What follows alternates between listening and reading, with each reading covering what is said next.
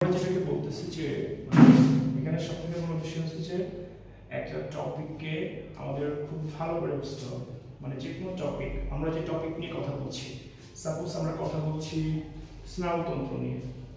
তন্ত্র তো গঠিত হচ্ছে কয়েকটা অঙ্গ নিয়ে, তাই না? স্পেসিফিক উদ্দেশ্য সাধনের জন্য তন্ত্র গঠিত হচ্ছে অঙ্গ নিয়ে, আর অঙ্গ গঠিত হচ্ছে টিস্যু নিয়ে, আর টিস্যু গঠিত হচ্ছে কি নিয়ে?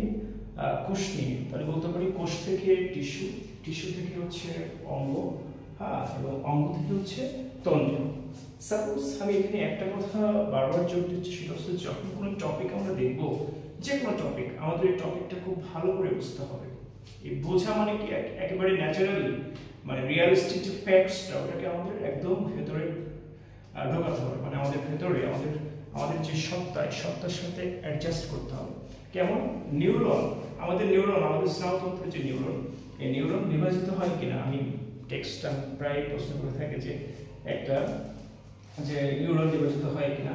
তো নিউরন বিভাজিত হয় না। কেন হয় না? কারণ সেখানে কি নাই? সক্রিয় সেন্ট্রিওল নেই। নিউরন বিভাজিত না হওয়ার পিছনে কারণ হচ্ছে সেখানে সক্রিয় সেন্ট্রিওল নেই। Simple facts.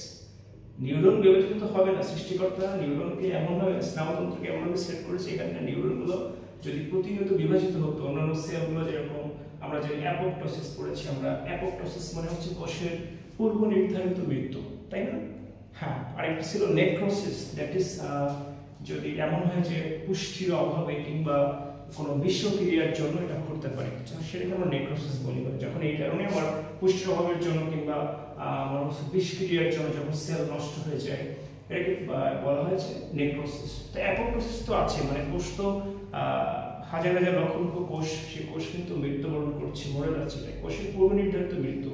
কিন্তু নিউরন কিন্তু বিভাজিত হচ্ছে না। কারণটা কি? নিউরনের সক্রিয় কি নাই? সেন্ট্রিওল নেই। সেন্ট্রিওল দ্বারাই কিন্তু নিউরনটা কি হয়? বিভাজিত হয়। সেন্ট্রিওল না থাকলে তো ওই যে স্পিন্ডল যন্ত্র তৈরি হবে না। সেন্ট্রিওল কেন লাগবে? সেন্ট্রিওল লাগবে এই কারণে, স্পিন্ডল যন্ত্র তৈরি করতে গেলে আমার সেন্ট্রিওল লাগবে। ঠিক আছে? এখন নিউরন বিভাজিত হয় না কারণ সেখানে সক্রিয় সেন্ট্রিওল নেই। আর সেন্ট্রিওল কেন লাগবে? কারণ হচ্ছে যে সেটা স্পিন্ডল যন্ত্র তৈরি করতে লাগবে। ঠিক আছে? এখন আমাদের এই বিষয়গুলো খুব ভালো করে বুঝতে হবে। আমরা যদি একটু ক্লিয়ারলি বুঝি সবকিছু, তাহলে আমার মনে হয় যে এই সাবজেক্টে আপনারা খুব সহজে বস হতে পারবেন। বস হওয়া বলতে আসলে একটু এক্সপার্ট হওয়া, সহজ করে নেওয়া। Thank you very much.